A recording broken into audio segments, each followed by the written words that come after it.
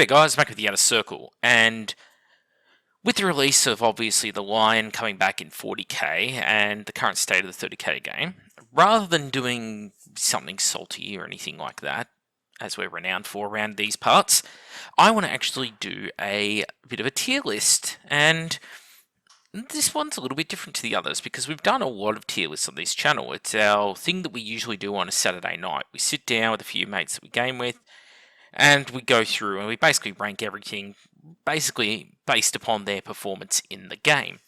The idea behind that being that we want people to get an understanding of how units perform in order to spend their money wisely when they do purchases. Well, today's a bit different because I want to rank the Primarchs, and I don't care about the tabletop performance of them today. I care about their background performance.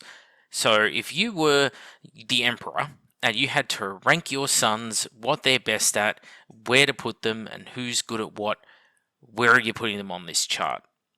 So S is your high distinction here. So this is your supreme being the best of the best level.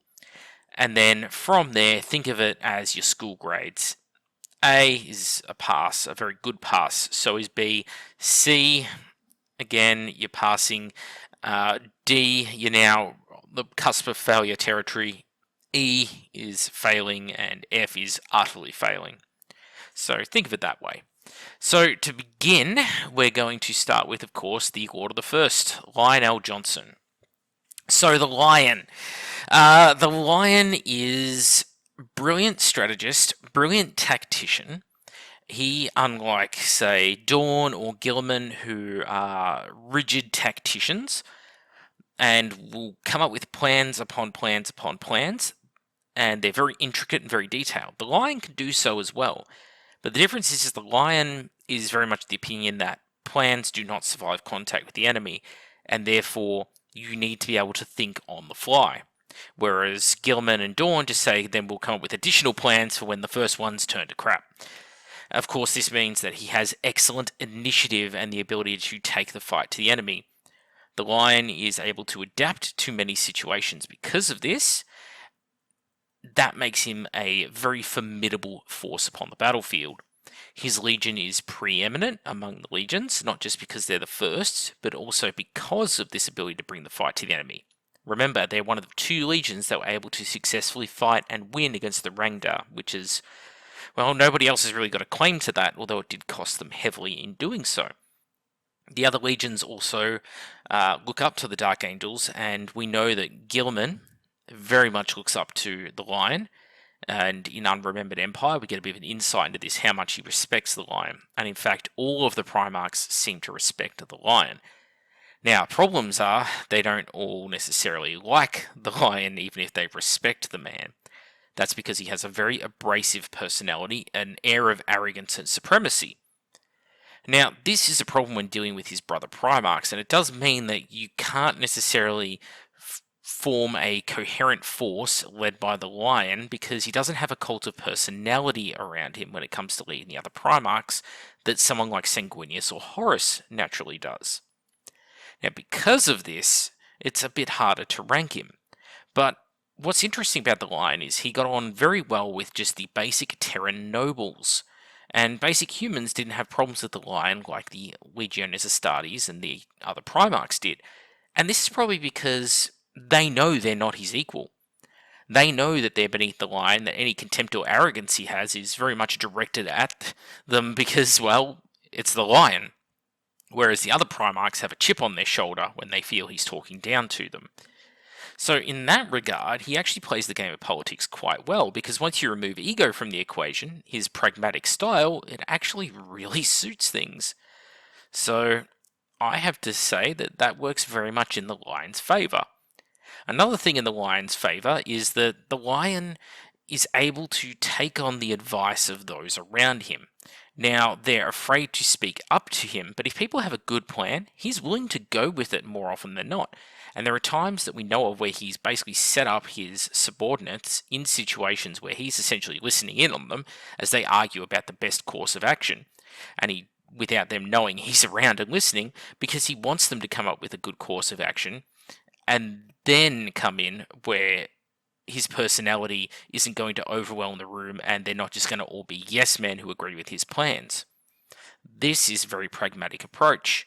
And so when you combine the fact that he is all of these things, as well as being an unflinchingly good combatant, possibly one of, if not the greatest duelist Primarchs, as would befit him. His only time he's come close to losing was against Conrad Kurz, and even then it was kind of a sucker punch attack. Same thing happened with Lehman Russ. And the problem here, of course, is the Lion's arrogance does let him down from time to time. If he thinks he's got the upper hand, he can let his guard down. But by middle of the Horus Heresy to late in the Horus Heresy, he has essentially let go of that particular flaw because he's learned not to let his guard down after what happened with Conrad Kurz, and thus very handily defeats him. And Conrad Kurz, I think it can be said, is no slouch in melee. So I'm going to say that I was going to rank him somewhere in S or high A. Now, dropping him from S tier into high A would be because of his relationship with his brother Primarchs. But again, as the heresy goes on, he actually starts to develop very good relationships with his fellow Primarchs, and the First Legion works very, very well in concert with the Blood Angels and the Ultramarines, and they essentially put him in the position of a loyalist war master. And he does a great job of it, and they respect him and they listen to him, which shows that his character flaws in that regard can be undone. So I'm going to put him in a low S, the Lion. He's a strategist, he's a tactician, he's an excellent combatant, but his personality is his greatest detracting flaw, and even if he is learning to be less abrasive, he is still abrasive. So then we get along to the Phoenician Fulgrim. So Fulgrim is a very interesting case because Fulgrim is another great strategist, duelist, tactician, but he doesn't do grand strategy on the scale of someone like the Lion, or especially people like Gilman, Dawn, Perabo. He's a much lower level strategist and tactician than they are. Now, his Legion obviously hones in on perfection, but the problem with honing in on perfection is that, well, it becomes immediately a major character flaw, and of course it's what leads to his particular downfall. But with Fulgrim and his quest for perfection, it's very much like a Primarch like Alfaris. The showmanship starts to get in way of achieving the goal sometimes. So individually and tactically on the battlefield, everything the Emperor's children set their minds to, they do it very, very well. Every Emperor's Children Space Marine is as good at any job as the specialists of other legions are. In theory, you can take a tactical Marine in the Emperor's Children, give them a las cannon, and they'll be the equivalent of the best trained heavy support Marines in another legion, only being outdone by something like, say, the Iron Warriors heavy support teams. Their swordsmen are the equal of Blood Angels, okay? So all of these things are very true, but their pride does get in the way of making sound tactical decisions sometimes. So despite Fulgrim being a relatively excellent tactician, pride is a huge problem here, and it also means that he's often prone to not listening to sound advice from those around him, and he gets pretty pissy and has to be calmed down and put in his place. Even before he goes completely and utterly insane, he's already having to be put in his place by Horus prior to Istvan V, because he throws a tantrum when he's told to fortify the planet. Now, Horus calms him down and basically strokes his ego by saying, only you can be trusted with this task, your men are able to do perfection, I believe you can make the perfect fortification here. So he strokes his ego in that regard. But because of that, and of course the slow descent towards Slaanesh throughout the Horus Heresy, I think he does belong probably somewhere in the B tier, probably the lower end, towards the lower end of B tier, just because of the fact that he can't do strategy on a grand scale, and his arrogance really gets in the way. But when they're not in the way, boy can their legion perform better than their small numbers would suggest. Next up, we have Perabo. So Perabo is surprisingly similar to the Lion. Abrasive personality, brilliant strategist, but major ego issues. Now, where the Lion unflinchingly just gets the job done and doesn't need a thank you for it, Perabo grew to resent the fact that he never got a thank you for it. And that's a real shame, because essentially the Emperor was saying, you are the Iron Warriors, you are hard as iron, you are able to withstand any test, and that's why I never praise you, essentially. Because you don't need the praise, I think you're above needing it. And Perturabo didn't realize this, which is a huge part of his downfall. Now, as good a tactician and strategist as he may be, and he's no slouch in melee, but he's definitely towards the middle lower end of Primarchs in melee. Let's be honest, you're talking about people like the Lion, Sanguineous, Fulgrim, Angron. Yeah, he's not in that top 5, but he does hand it to Angron at one point, to be fair. Now, despite those traits, he is kind of insufferable for many Primarchs to work with. He has a very vindictive personality, which alienates a lot of allies, and because war is a mathematical equation to him, he does not inspire loyalty in those around him. And his own legion is slightly fractious heading up to Isstvan 5, when they're doing basically the scouring of their home planet Olympia and destroying it from within. There is a lot of active dissent and infighting amongst the Iron Warriors. So, if you're a human army or auxiliary and you're assigned to fight under Perturabo, you know that you're essentially a casualty waiting to happen. Because he doesn't care about you, war is arithmetic to him. And if he does the maths and it says 55,000 men need to die to take that wall, he'll go, cool, I'll bring 60 and I'll have 5,000 spare. That's his sort of logic. And I mean, that's great if you don't care about human life, but unfortunately in the Imperium, people do care about their lives the way we care about our lives today, and you can't go fighting wars in that way. But that said, his legion is reliable, dependable, and always gets the job done. So with that in mind, I'm going to be putting him in the upper end of B tier. Now we have, funny enough, a real wild card. So we have Jaggedeye Khan. So the Khan is always on the outer edge of the Great Crusade, never seeking praise, never looking for glory in that regard. The Khan is surprisingly wise and actually keeps a council, especially his chief librarian, Tagadai Yasugai. Sorry if I butcher the pronunciation, I'm not Asian, funny enough. But it keeps this council close to him and very much takes on their advice because he is smart enough to know that people who aren't him can have good ideas. For example, where many legions persecuted those that they believed were following the traitors' methodology or fell to the traitor cause, instead his chief librarian advised, don't execute them, that's just a waste of resources. These men will feel humbled and shamed by their actions. If you tell them to seek penance for their actions, they'll fight harder than they ever have for you before. And so that is exactly what Jaggedeye does. So where other legions purge those that they felt were traitorous from their ranks, he instead turns them into a weapon and offers them redemption. Very smart move right there.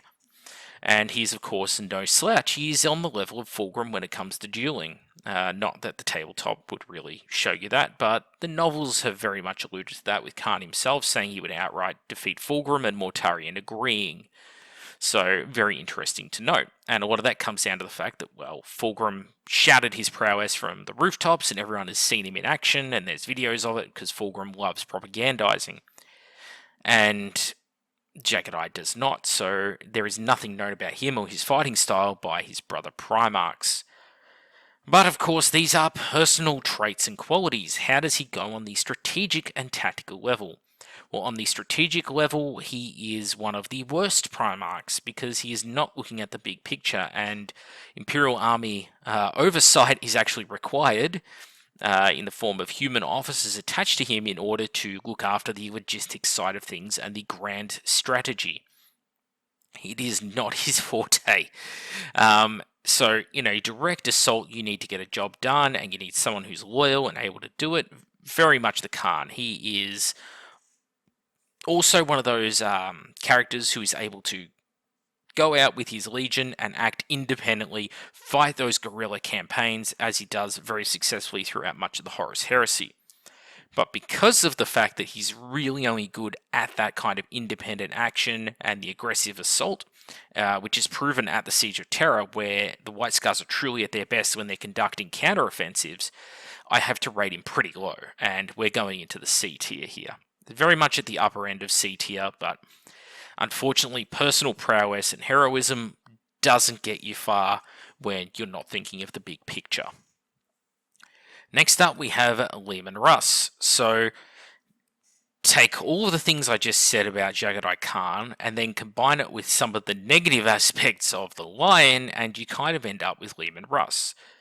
The difference is, though, that Lehman Russ is an inspiring presence, where the others might not necessarily be, and he is very good at conducting those large-scale operations. He does seem to have a better strategic picture than Jaggedeye Khan does, but it's not much greater at all. His Legion, of course, is very blunt in their actions, and his actions in particular over the course of the Horus Heresy, basically being duped into fighting Magnus, and then being smashed by the Alpha Legion, and then having second thoughts and doubts when he goes to confront Horus, really doesn't play to his strengths as a character. Now, Lehman Russ's Legion can be trusted to, in a one-on-one engagement, there's a good chance they can win just through the sheer ferocity of the attack they're carrying towards you.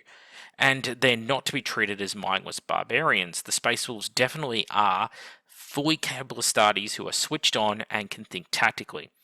The problem is they don't tend to do that very often, or at least take advantage of it.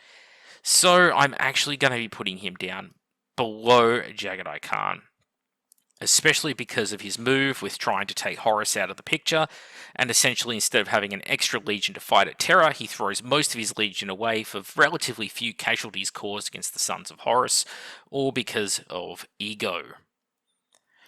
Now we have Ragnar Dawn, the Praetorian of Terra. So Ragnar Dawn is basically the counterpoint to Perabo. So if you took Perabo and actually brought him up with a healthy dose of ego and encouragement, you might get Ragnar Dawn. But of course, the irony here is that Ragnar Dawn doesn't actually care for the encouragement, doesn't really have that great of an ego amongst the Primarchs. I mean, again, there's Fulgrim and the Lion to contend with here on ego. No one has egos that great. So Ragnar Dawn is better as a personality in that regard. He does know how to use his resources very well, plan out campaigns, and use his men very effectively. Basically, he doesn't set too many foot wrong during the course of the Horus Heresy, and of course he's spending most of his resources defending Terra. The only real potato moves that I can think of are sending part of his legion to go to Isfahan, and of course the Siege of Chthoniya. Both of these are recent additions to the fluff in order to get the Imperial Fist more involved in the Horus Heresy, but I actually think they do a disservice to the Imperial Fist because essentially he's taking finite resources and wasting them in this war.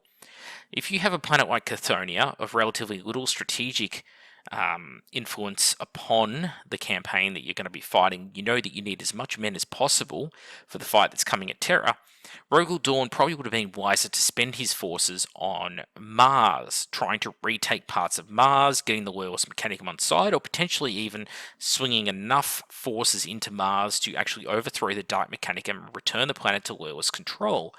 That would give him an immensely more resources to work with moving into the Siege of Terra. But it could also be equally argued that with the Siege of Terra coming up, he wanted to conserve what little manpower he had and use it all for the siege. That's fine until you remember that he then sends most of his legion to Beta Garman, to Fel, and to Chthoniya.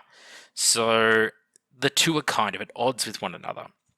But that's really his only downfalls here when it comes to his actual strategic and tactical thinking. Apart from the fact that he can be a bit rigid at times, I think he's actually a very strong contender for a solid upper A. He's very much a better Primarch than Perabo in many aspects of war. And if you had to pick between the two, sadly, I'm more of a Perabo fan myself. Ragnar Dawn is probably going to achieve the same results as Perabo, but less of your guys are going to die doing so. Now we have Conrad Kurz, the Maniac. So Conrad Kurz is, if you took someone like Jaggedeye Khan and then you removed all humanity from him and said, look, just win battles, we don't care about the repercussions of winning battles, as long as you conquer in the name of the Imperium, you get Conrad Kurz. This is obviously a problem, because Conrad Kurz is an insufferable maniac who leaves devastation in his wake and relies on terror tactics to repress the population. He's basically Space Saddam Hussein. So because of this, well, one, you don't want to be allied with him, and two, he is just a rogue element. He even went and blew up his own planet in a temper tantrum, and not like Perabo did, where he at least landed and took a bunch of people into slavery or turned them into servitors, made some resources out of them. No, he just straight up exterminated his home planet, shot lances into the heart of the planet and blew it up. That's not great. And then he needed a new planet, so he decided that he was going to take over Saguelsa and the Thramis sector, and then decided to pick a fight with Lionel Johnson and the First Legion, when the First Legion is basically at full strength and his Legion was not. And you can predict how that went. He got absolutely walloped. So for all his personal skill and attributes and his stealthiness and his ability to fight asymmetric wars, he got his ass handed to him because he went up against the Lion. Conrad Kurz is functionally an idiot. So he is going down into E tier. Now, upper E tier, he can get the job done, but he leaves nothing but terror and devastation and zero stability in his wake. He cannot fight a strategic campaign, and his tactical campaign is also often a mess, because it's just a bunch of vindictive murderers going in to get the job done. They're bullies, essentially, who pick on people lesser than them. Now we get to Sanguineous. Sanguineous is not the greatest strategist. He's a relatively okay tactician, but when it comes to inspiration and charisma, he is oozing the stuff. And best of all, he's not full of himself. He's the polar opposite of Fulgrim and the Lion in that regard, and much closer to Jaggedeye Khan. He knows he's skilled, but the self-doubt really gnaws away at Sanguineous, and is probably his greatest character flaw. Sanguineous, of course, is a melee monster, possibly the greatest combatant of the Primarchs. I would put him and the Lion at the top personally, and then I'd probably put Jaggedeye and Fulgrim and maybe Angron in the tier below them, and then probably Horus, for those who are curious. So Sanguineous, yes, combat monster. His Legion, though, he brings restraint to what otherwise would be insane berserkers. So because of the fact that Sanguineous is able to bring a modicum of restraint to them and turns them from barbarian brutes along the lines of the World Eaters, or something like the Sons of Horus, or the Space Wolves, and turns them into a force that is almost like they're straight out the parade ground with the perfection of someone like the Emperor's Children, is really something to behold. And in that regard, he is absolutely brilliant. But these are all personal traits. They're not really the traits that are needed to win great campaigns and victories. But thankfully, Sanguineous and his guys are adaptable. They can adapt to the situation. And there is a lot to be said for just the sheer charisma he exudes and the inspiration. And of course, we know how well he and his Legion perform at the Siege of Terra. Really, they carry it more than Dawn does in many ways, and I think that's why Sanguineous, in part, is such a hero, not just for his martyrdom at the hands of Horus.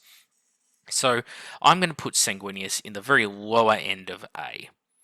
Sanguineous definitely can get the job done, but he can't ever get higher than what he is, because he just doesn't have the strategic element to him. His value is very much more in propaganda and personal combat, and of course bringing a solid, grounded Legion to the campaign. Next up is Ferris Magnus. Now, Ferris has a phenomenal and highly skilled Legion, and the personality of a brick with teeth. So his Legion, the Iron Hands, actually has a lot of issues stemming from their augmetics, and he knows it's a problem, but is so his strategic thinking basically boils down to, in the long run, we need to get the campaign, that is the Great Crusade, dealt with, and then I'll worry about fixing this biology meets mechanical problem. And of course, he dies before that ever can be fixed. He is a capable strategist and a brilliant tactician, and very much is smart enough to use armoured assets and heavy Terminator forces in his advantage, which is something many of the other legions have not really taken to doing. So when it comes to combined arms tactics, using armoured vehicles and aircraft and coordinated assaults, he is at the forefront amongst the legions. But his temper gets the better of him, and he makes a lot of dumb decisions, which of course culminates in him losing his head. And he's also doesn't really get along with his brother Primarchs. So funny enough here, as much as I like the Iron Tenth, and I find Ferris to be an interesting character, he's overall a character who is let down, basically down to temper tantrums and ego. And it takes what would otherwise be an S tier Primarch down much, much lower. And of course, the way that he gets himself killed, and the fact that he doesn't bring the right level of discipline to his legion. Unfortunately, he chastises his troops, he doesn't really inspire his troops, gets a whole bunch of them and himself killed, which is something that none of the other Primarchs here really managed to achieve, because he just is so headstrong. Ironically, he's going down here with Fulgrim. If he didn't have that temper, and he actually was able to focus and had basically not let the Iron Hands augmetics get as bad as they did, which of course has dire consequences later on, he would be up there with Ragnar Dawn. He is very much good at his job. Alright, next up on the list, Angron. Angron's redeeming trait is that he has absolute unswerving loyalty to those he sees as true brothers. Basically, Wolgar saved his life at one point, and he literally threw himself under a Titan to save Wolgar in return. That is a very commendable personal trait, and he's able to inspire utter loyalty and brotherhood in the World Eaters around him. Of course, that said, he is pants down the stupidest of the Primarchs, in part because most of his brains has been replaced by the Butcher's nails. And because of this, he does very, very stupid things, like put Butcher's nails in his own infantry. Why on earth you would let this happen, I don't know, but apparently it brings them closer together. He essentially irredeemably destroys the heart of his own legion, and is very much self-centered, no matter how much... basically, he's got too much self-pity for his own good. And his self-centered attitude to things and seeking that brotherhood at all times, he basically drags the entire legion down with him. Instead of being a force for good, he essentially is what you send in to be a one-man exterminatus on a planet.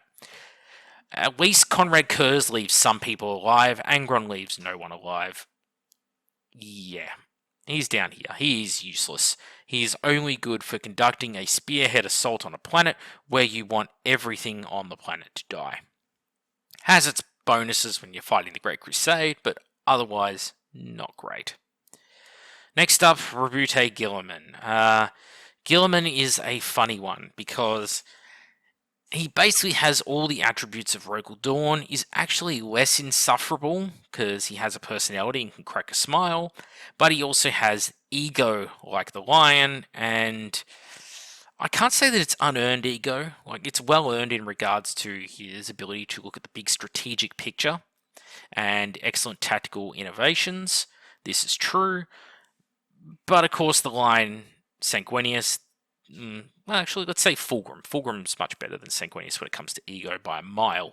Fulgrim has basically earned his ego through sheer personal prowess, as well as how he's molded his legion to perform the tasks that he thinks is best, as has the lion. Gilman's ego is slightly misplaced there, I think. His personal attributes did not put him on the level of those guys, and he does recognize this, but instead of trying to fix that problem, he just doubled down on it by saying, well, I'm jealous of them because of their attributes. So he recognizes it, and then he says, I'm not going to change. So, yeah, that's a bit of a personality problem. But yeah, he's one of those Primarchs that if you want to get the job done, he is very, very good, very dependable. He's no slouch in melee either. He's able to stand up relatively well to Angron. He would lose that fight eventually, but that's not the point. He actually could stand up to Angron. And he's also pivotal in stabilizing half the galaxy on the other side of the Ruinstorm during the Horus Heresy, and whilst many see the Imperium Secundus as a massive mistake, and it's portrayed in the lore as this huge no-no, like, oh, Gilman tried to have his own empire. For all Gilman knew, the Imperium had fallen, and they couldn't find a way through the Ruinstorm, and it was a miracle they got through in the end by using Xenos technology and other things. So with the information he had at hand, he actually made very sound strategic decisions. And he was smart enough, logical enough to put Sanguineous at the head of that organisation as the regent, put himself in charge of the logistics side of things, and to make the Lion the guy in charge of the military. So I'm going to, controversially, I'm going to put Gilman in the S tier. His only flaw is that his brothers don't like him very much because of his ego. And it is a flaw, but again, he made the Imperium Secundus work, and he tied together 3 Primarchs and numerous Shattered Legions to do so. And there's a reason he's very respected in 40k. I actually do rate Gilman. Next up, we have Mortarion, Captain Smell. Mortarion is basically many of the same problems as Perabo. A talented legion and a dependable traitor legion who gets the job done, but leave a lot of devastation in their wake, cause a lot of carnage. The planets that they conquer, I don't know how well those planets are going to do in the long term if you've covered them in radiation and chemical weapons. So, really only good if you want to exterminate a world, because at least Perabo has the decency to use regular munitions. You know, a little high explosives. Yeah, it's not great for the local population, especially when some kids stray into all that UXO later on. But at the end of the day, at least they're only straying into UXO, they're not straying into an area with enough radiation to perform X-rays. So, yeah, that's something. So Mortarion, though, keeps a level head throughout the basically Great Crusade and the Horus Heresy. There are times where his ego does get the better of him, though, in how he deals with Magnus and Psykers. He can't see the forest for the trees there. He can't see the benefits of the Psykers, and he doesn't understand why they might be needed, despite seeing how well those powers can be used against the warp, and that they are the only real true way of dealing with the warp. And ironically, he dabbles in it himself, and then realizes how potent it is, but then decides, no, I'm just going to ignore it anyway, which shows that he has a big case of burying his head in the sand. But, again, for the purposes of conquering a planet, you can't really go too far wrong with him. He will get the job done. He doesn't have too many Primarchs he disagrees with. He's able to perform a decent level of strategy, but again, the situation left behind, the mess in his wake, the fact that he doesn't have many friends, the fact that he throws Psykers under the bus despite them being a very useful tool, I can really only rate him just slightly better than the Khan in the end. He just doesn't use his resources super well throughout much of the Horus Heresy or the Great Crusade.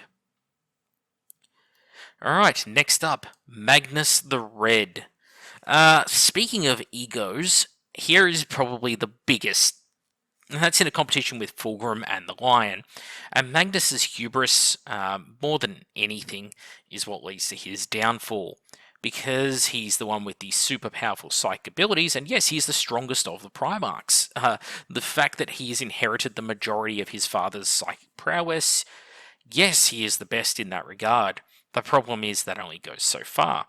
He has a legion that has unflinching loyalty towards him, and that's great and all, and that personal prowess is great, but if absolutely no one likes you, that's a problem. Magnus gets along very well with Sanguineous, he gets along very well with Jaggedeye Khan. In fact, the two are very, very close, believe it or not, despite being polar opposites. But the Khan values Psykers and sees the usefulness in them, and sees Magnus as a bit of an outsider, which he himself identifies with, and that's basically the bonds of brotherhood there. And an effective force like the White Scars being led by Jaggedeye Khan, with the strategic mind of Magnus behind them, is fantastic, because Magnus is not a tactical Primarch, he's a brilliant strategist. And a lot of this comes down to their ability to use psychic powers within his legion. Divination, seeing the future, surprising the enemy, and all of that is fantastic. Magnus is also a Primarch who's looking to the future and at the end of the Great Crusade. That's part of why he's trying to gain and preserve knowledge. This is all great, but this does not make for an effective general. And because of his hubris and the way he just so freely uses and overuses psychic powers, he basically gets the Librarius project shut down and causes more harm than good. And then, of course, you've got the way he dealt with Prospero.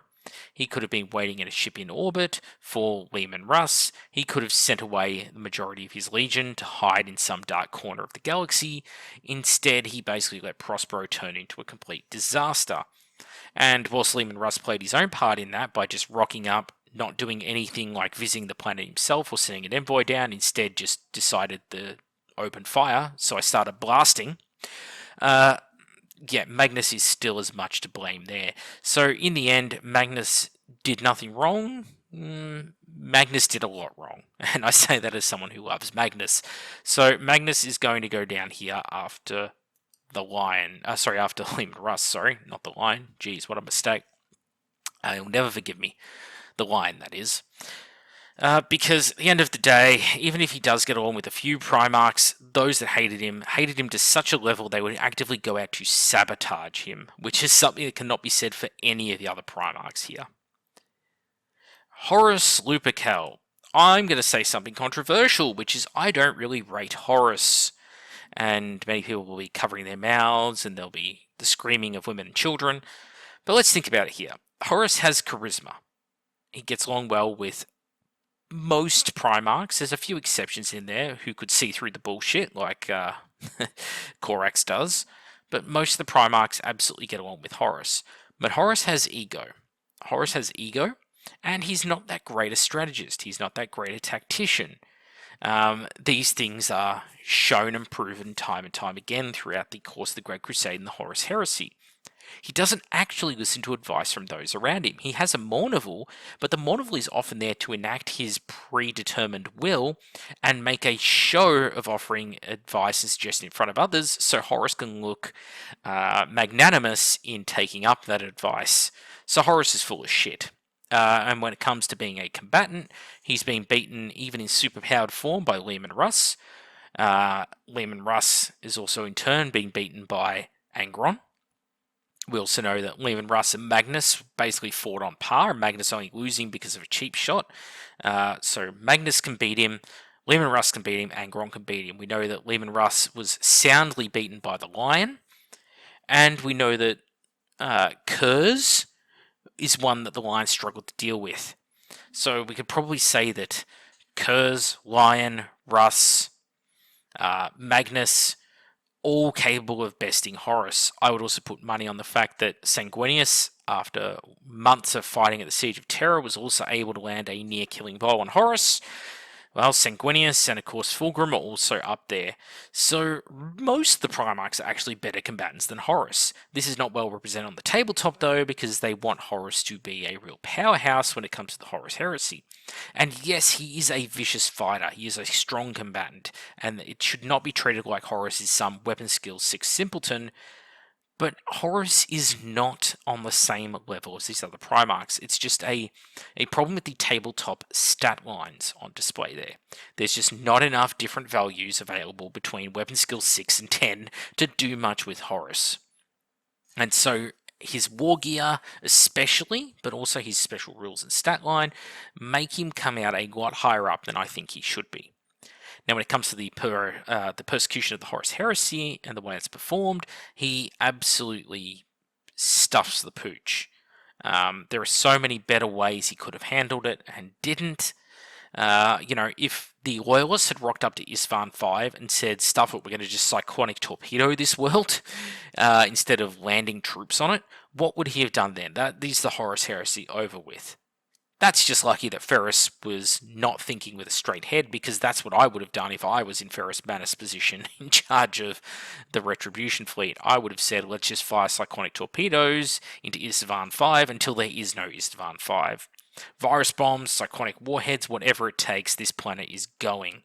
No matter how many void shields you put up, temporary void shields on a planet, you are not withstanding that level of bombardment forever. So, yeah, then there's the fact, of course, that they take a very long time to push on Terra.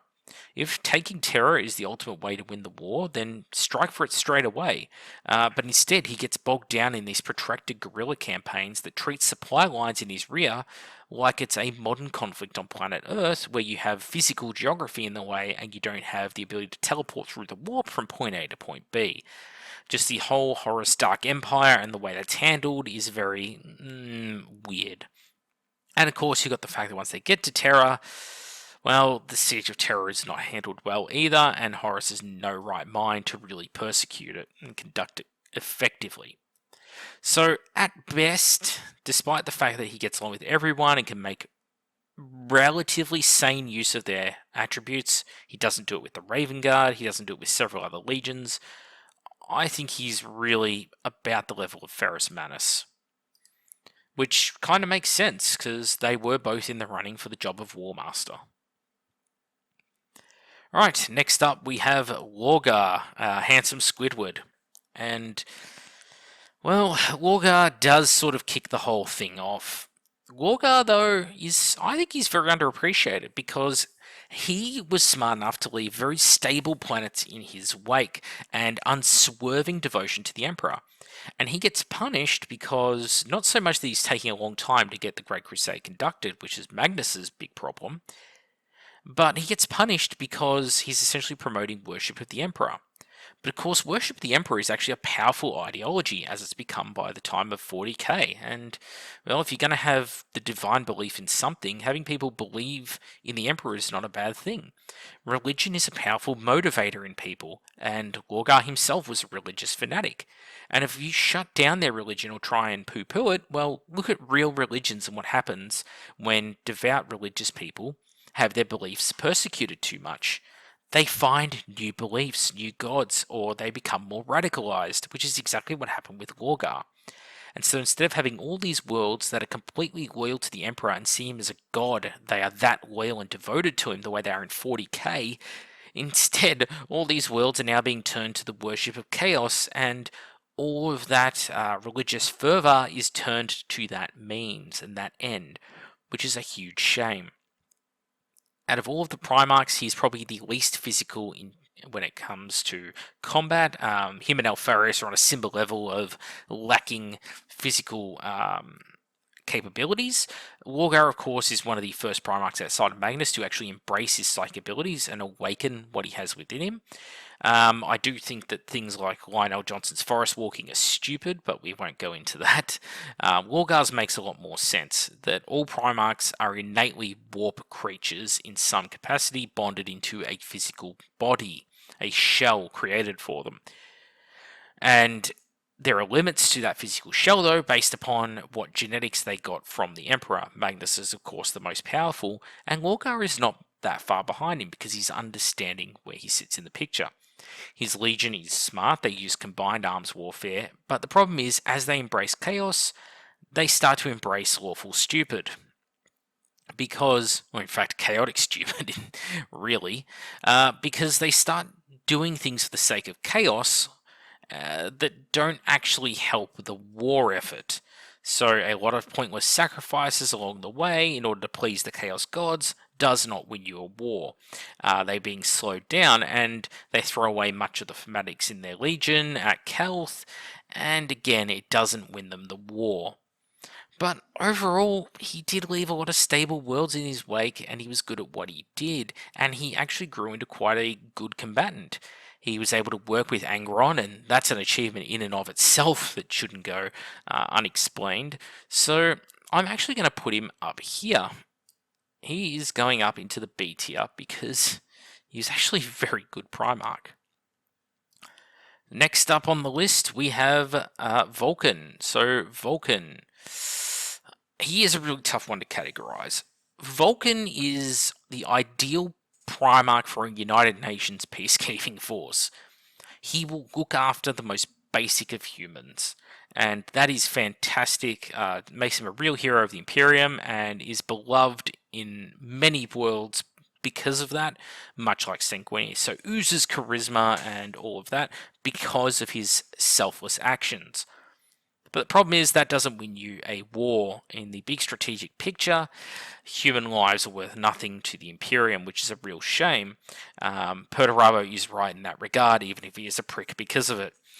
And this is a bit of a problem. Now, Wolgar is pretty much liked by everyone. He's seen as a bit of a harmless fellow, very humble, gifts his brothers with a lot of things, and that's great. And he'll get the campaign done. He'll get the job done. Problem is, though, he's not looking at the big strategic picture and will often lose a lot more troops than he needs to defending pointless positions. And because of these huge character flaws, he's actually going to go right about where he is in C. He's very similar to Magnus in that he's going to loiter around and lose a lot more troops than he needs to in the prosecution of a campaign because of the fact that he just won't let go and accept there are going to be things like civilian casualties. And that's a real shame. His strengths do include the fact that he can work with a lot of his brothers, but having a small legion and very much focusing the way they do on preserving life does limit their overall impact. And rather than trying to rebuild his legion after Istvan, he instead decides to head to Terra, basically, and fight for the Emperor there, which is great and all, but it would have been really good to have some more of his special Primarch gene seed getting out there and helping to rebuild the Salamanders as a fighting force. And being a Primarch as well, there is so much he can do for the wider galaxy if he put his mind to it and doesn't. Next up, we have Korvus Corax. So Corax, brilliant strategist, brilliant tactician, able to also be a very effective combatant, and probably the only person on this list who uses their brain when it comes to warfare. If we look at this from pure generalship standpoint, Corax is by far the best pure general. That's going to shock many people, but Corax fights like a modern general would. Most Primarchs fight like a medieval general would. They fight like they have troops who are, semi-disposable, but they want to hold rigid lines and will conduct the battle in an open field. And it's not that the other Primarchs are not adaptable and don't practice combined arms warfare. Ferris does, for example. But Corax is smarter than that. Corax is smart enough to perform, a drone strike here, a key assassination there, subvert people in the civilian population, perform extreme levels of reconnaissance on a planet prior to actually getting involved in their affairs. And he likes to leave stable worlds in his wake. The Raven Guard do not leave worlds with resistance behind. Istvan was originally conquered by the Raven Guard in a matter of hours with almost no bloodshed because of surgical strikes. Basically, the Raven Guard are special forces. And they left a stable Istvan III in their wake. What happened was Istvan III was corrupted by Erebus, who was able to create lodges within and brought out the worst in the population. Corax was also able to survive 3 different legions taking turns trying to hunt him down on Istvan for, I think it was 87 days or 97 days, whatever it was. I think they call it the 100 days, but 97 days on Istvan 5, fleeing from 3 different legions, trying to hunt him and his survivors down. Now, how is it that he, unlike Ferris and Vulcan and their legions, how is it that Corax made it out of the drop site massacre? Well, instead of pulling a Vulcan or a Ferris and digging their heels in, saying, we can take on 7 other legions simultaneously while being shot from all directions, ambushed, and with depleted numbers and heavy casualties, Corax just said, this is stupid, we're all going to die. Sometimes you just gotta retreat. So he conducted a fighting withdrawal, and his troops' ability to actually function as small independent groups worked very well in his favour. So they conducted a fighting retreat and were able to harry the traitors. And it really shows how good he was at this, because once they actually left the area and were able to return to Terra and report the utter failure of the Isfahan campaign, Ragnar Dawn was sitting there basically screaming at him, "You must defend Terra, you've got almost no legion left," and the Emperor actually sided with Corax and said, you know what, Corax is probably best out there, because his style of warfare, he is going to get more done harassing the traitors in the rear lines than he ever would defending a wall on Terra.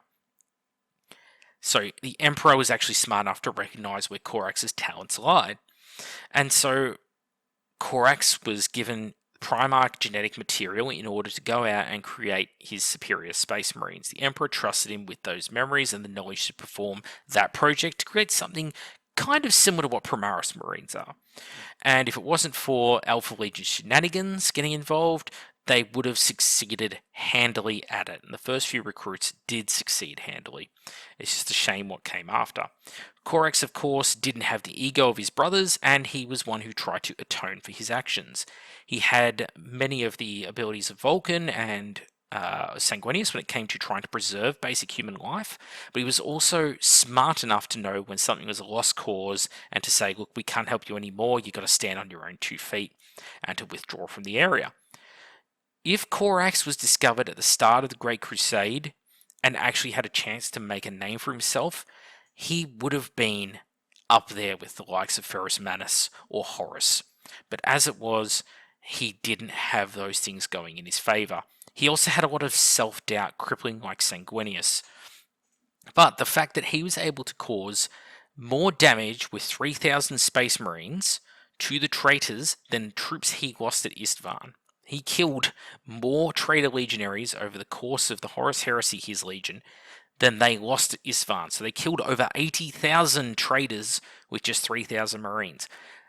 The actual impact of the Raven Guard is huge on the Horus Heresy, which is why it's a real shame when, the Shattered Legions, when the Salamanders are holding worlds and the Raven Guard are causing such tremendous casualties. It's a real shame that they don't get more daylight, more time in the sun, as it were. So I'm actually going to put the Raven Guard Lord right up here. His style of asymmetric warfare, the casualties he caused, the fact that he didn't really disagree with anyone except Perabo and Horus speaks to his favour. And he was willing to actually fight Perabo at one point over the matter of preserving his own men's lives instead of throwing them away in a fruitless assault. And of all people, Lehman Russ had to break up that fight. Go figure. Lastly, we get to Alfaris. So 90% of the strengths of Corax are shared by Alfaris, but there are some key differences here. Alfaris does not leave stable worlds in his wake. He leaves chaos in his wake because where Corax may go in, take out the government, he'll put in a new government. The Alpha Legion will just take out a government and leave that world in a panic and then just swoop in for the kill. They don't stabilize things. That's a huge problem. Also, they make some very silly moves throughout the Horus Heresy and expose themselves to way more casualties than they need to in the sake of some great plan. They also have a habit of showboating. This is readily seen when they try and take out worlds in the most elaborate of ways where a more simple assault would be the better option to take.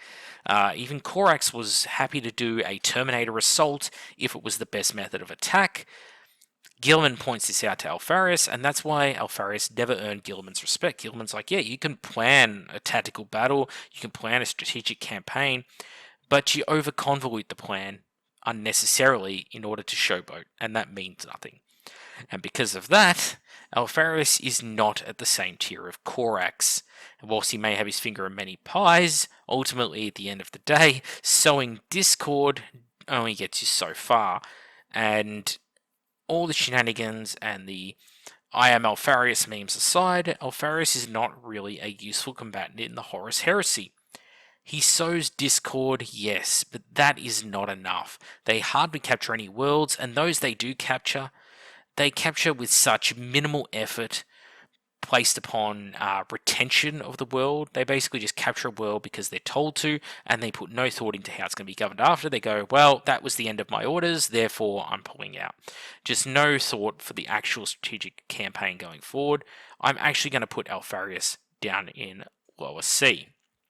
So this is where I actually rank the Primarchs based upon their actual effectiveness and the outcome of the Horus Heresy and the Great Crusade.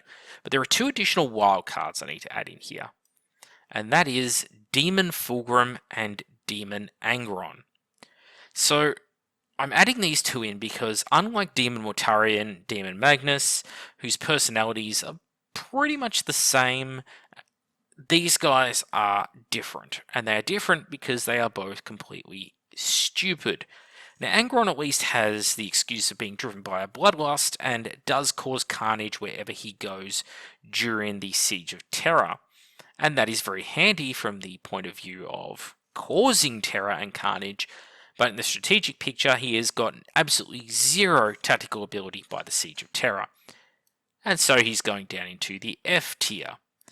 So he's gotten noticeably worse. And then we have Demon Fulgrim, who is so enraptured by Slaanesh that he is also functionally useless by the Siege of Terra. And of all people who put him down, it's Ragnar fucking Dawn, who should never be able to beat anyone in a fistfight except maybe Alfaris. And even then, it was a lot more unfair than it should have been. Whilst Ragnar Dawn is not explicitly a bad swordsman, he is no Sanguineous level. No. Fulgrim, Demon Fulgrim, is beyond useless. He is the bottom of the bargain basement as far as it goes. He just gets his legion killed and he's more concerned about an orgy than he is about getting the job done. So that's the two wild cards. And where would the Emperor sit in all of this? He's not actually on this tier list, he never would be, but the Emperor, he would probably be down in E tier, to be honest, because despite the fact that he's able to pull the Great Crusade together and all of those resources and sits about conquering the galaxy and doing so in a stable way, whilst those are all points in his favour, he does ultimately not tell them about the Webway project, ultimately sanctions Psychers instead of telling the Primarchs to suck up their pride and to pull Magnus's head in. He instead just puts the kibosh in it because it's all too hard for him to deal with. The Emperor is an idiot of the highest order, and essentially, he's only a bit better than Conrad Kurz or Angron, and he also is the one who is basically responsible for causing the Horus Heresy to happen through his ineptitude. So, yeah, that's where I would put him if I had to rank him in this list. But there you go. If I was conducting a campaign and I had to pick 3 Primarchs, it's Gilman, Korax, and the Lion. They are probably going to get the job done the best.